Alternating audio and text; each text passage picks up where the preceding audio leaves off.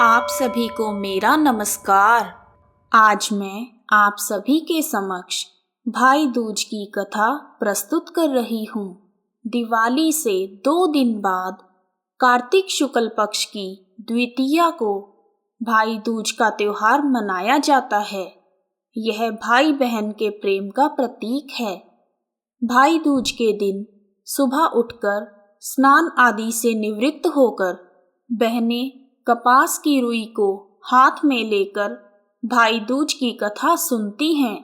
फिर उसी रुई से अपने भाइयों को तिलक लगाकर उनकी लंबी आयु तथा सफल जीवन की कामना करती हैं। भाई उन्हें प्रेम पूर्वक अपने सामर्थ्य के अनुसार उपहार देते हैं। आइए शुरू करते हैं भाई दूज की पौराणिक कथा। एक बार एक नगर में एक बुढ़िया अपने पुत्र के साथ रहती थी। बुढ़िया माँ ने अपनी पुत्री की शादी कर दी थी। दिवाली के दूसरे दिन बुढ़िया माँ के बेटे ने देखा कि उसके दोस्त संदूक लेकर कहीं जा रहे हैं। पूछने पर पता चला कि सभी भाई अपनी बहनों के यहाँ तिलक कराने जा रहे हैं। तब उसने घर आकर अपनी माँ से कहा, माँ, मैं भी अपनी बहन के यहाँ तिलक कराने जाऊंगा। बुढ़िया माँ उस समय सूत काट रही थी। उसने अपने बेटे को जाने के लिए हाँ कर दी। फिर वह सोचने लगी कि हम तो बहुत गरीब हैं, मैं अपनी बेटी के लिए क्या भेजूं। उसने एक गठड़ी में कपास की रुई भरकर अपने बेटे को दे दी। बुढ़िया का बेटा गठरी लेकर खुशी खुशी घर से निकल पड़ा। रास्ते में उसे एक नदी मिली। नदी ने उसे कहा, मैं तुझे डुबा लूंगी। इस पर बुढ़िया का बेटा बोला, पहले मैं अपनी बहन से टीका निकलवा लूं, फिर तुम मुझे डुबा लेना। तब नदी मान गई और उसे रास्ता दे दिया। नदी पार करने के बाद एक जंगल आया। जब वह जंगल से जा रहा था, उसे एक शेर मिला। शेर ने कहा, मैं तुझे खा लूंगा। इस पर वह बोला, मैं पहले अपनी बहन से तिलक निकलवा लूं, उसके बाद तुम मुझे खा लेना। तब शेर मान गया और उसे जाने दिया। उसके बाद उसे एक सांप मिला। सांप ने कहा, मैं तुझे डस लूंगा। उसने सांप से भी यही कहा। तब सांप ने भी उसे रास्ता दे दिया। इन सभी बाधाओं को पार करके जब वह अपनी बहन के घर पहुंचा, उस समय उसकी बहन सूत काट रही थी। वह अपनी बहन को देखकर बहुत खुश हुआ और उसे पुकारने लगा। उसी वक्त बहन का सूत टूट गया। वह नहीं बोली। मान्यता है कि यदि बहन द्वारा सूत काटते हुए बीच में धागा टूट जाए तो बहनें तब तक नहीं बोलती जब तक सूत जुड़ ना जाए।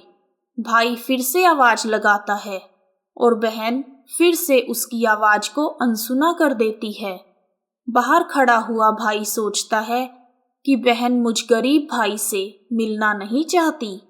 यह सोचकर वह वापस जाने लगता है। तभी बहन का सूत जुड़ जाता है और वह दौड़ी दौड़ी बाहर आती है और अपने भाई को बात ना करने का कारण बताती है और फिर प्रेम पूर्वक सम्मान के साथ अपने भाई को घर के अंदर लेकर जाती है। भाई के आने की खुशी से पागल होकर वह पड़ोसन के पास जाती है और पूछती है कि जब भाई पहली बार घर आए तो क्या बनाना चाहिए। पड़ोसन उसकी खुशी को देखकर जल भुन गई और उसने कहा, तेल से रसोई लीप और घी में चावल पका। बहन ने पड़ोसन के कहे अनुसार तेल से रसोई को लीप दिया और घी में चावल डालकर पकने रख दिए।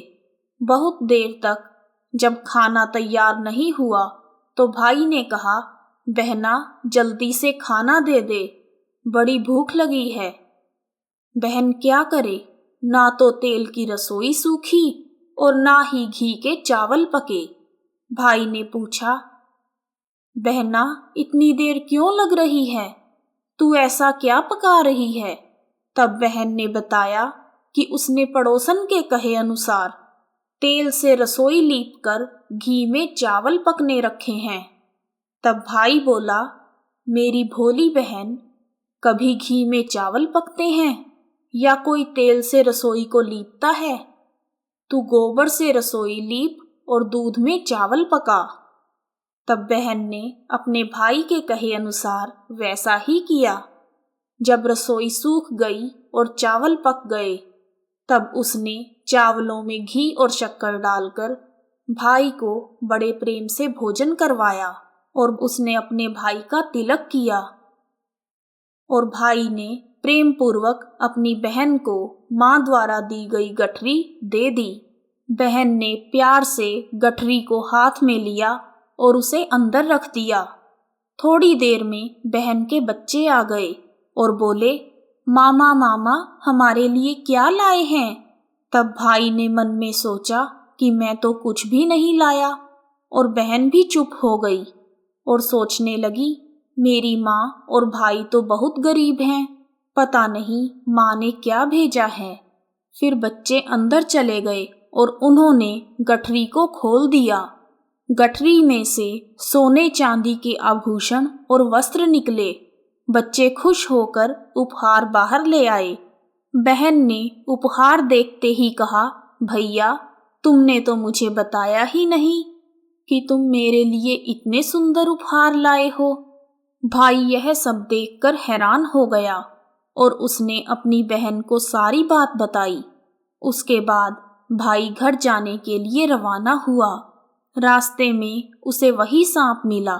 भाई ने सांप को देखते ही कहा, मैंने अपनी बहन से तिलक लगवा लिया है, अब तुम मुझे डस सकते हो।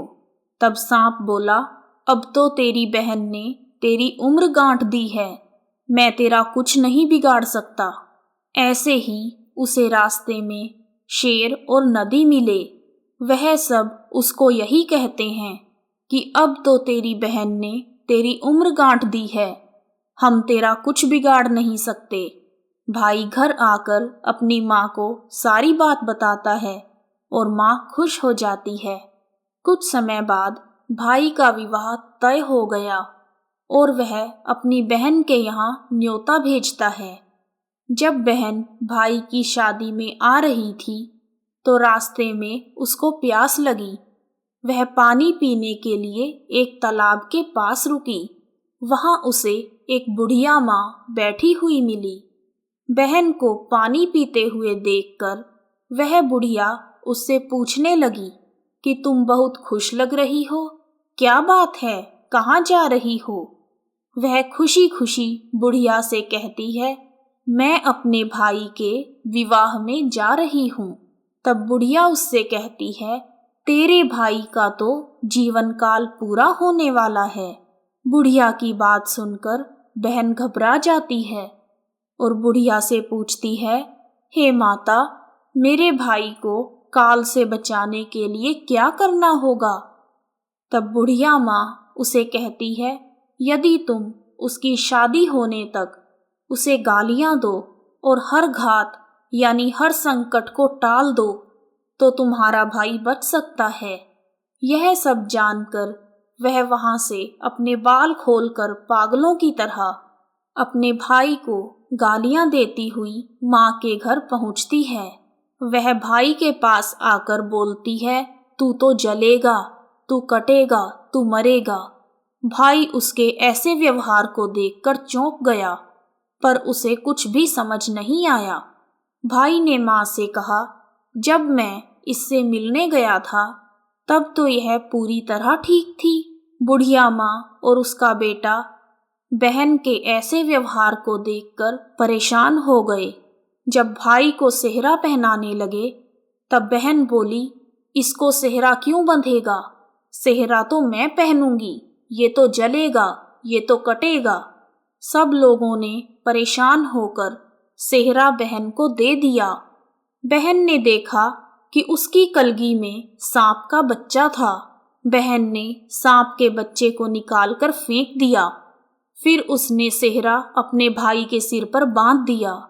जब भाई घोड़ी चढ़ने लगा तो बहन फिर से बोली, यह घोड़ी पर नहीं चढ़ेगा, घोड़ी पर तो मैं बैठूंगी, ये तो जलेगा, ये तो मरेगा, इसकी लाश को चील कौवे खाएंगे।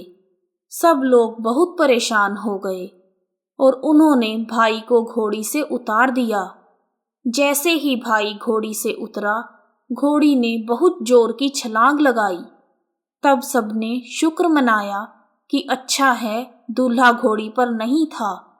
अगले दिन जब बारात चलने को तैयार हुई, तब बहन बोली, बारात सामने के दरवाजे से नहीं निकलेगी, ये सब तो पीछे के रास्ते से निकलेंगे, इस दरवाजे से तो मैं निकलूंगी।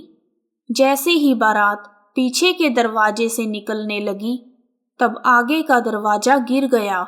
सब लोगों को बड़ा अचंभा हुआ। रास्ते में एक जगह जब बारात रुकी, तो भाई को पेड़ के नीचे छाया में खड़ा कर दिया।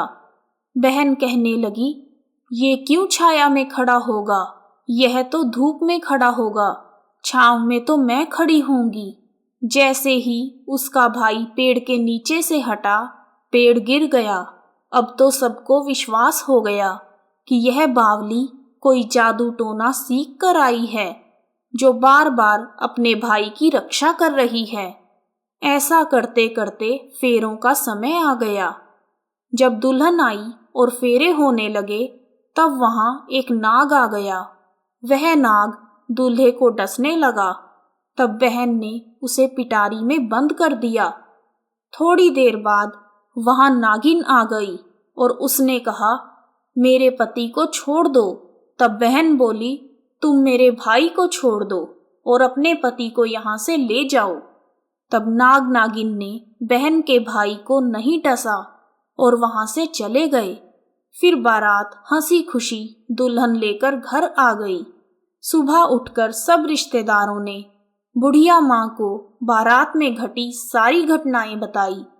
तब बुढ़िया माँ बहुत खुश हुई और बोली, यह सब तो मेरी बावली का किया हुआ है, कहाँ है मेरी बेटी। सब लोग बहन को ढूंढने लगे। उन सब ने देखा वह तो भूसे की कोठरी में सो रही थी। जब उसे पता चला कि उसका भाई सही सलामत है, तो वह अपने घर से विदा होने लगी। उसके पीछे पीछे लक्ष्मी जी भी जाने लगी। तब बुढ़िया ने कहा, बेटी पीछे मुड़ के तो देख, तू सारी लक्ष्मी ले जाएगी तो तेरे भाई भाभी क्या खाएंगे। तब बहन ने पीछे मुड़ के देखा और कहा, जो मेरी माँ ने अपने हाथों से प्रेम पूर्वक मुझे दिया है, वही मेरे साथ चले, बाकी का माँ और भाई भाभी के पास रहे। इस तरह से एक बहन ने अपने भाई की रक्षा की। कथा समाप्त। कहानी सुनने वालों का भी भला और सुनाने वालों का भी भला। यदि आपको भाई दूज की कथा पसंद आई है तो कमेंट बॉक्स में जय माता दी लिखना ना भूलें। आप सभी का हार्दिक धन्यवाद। जय माता दी।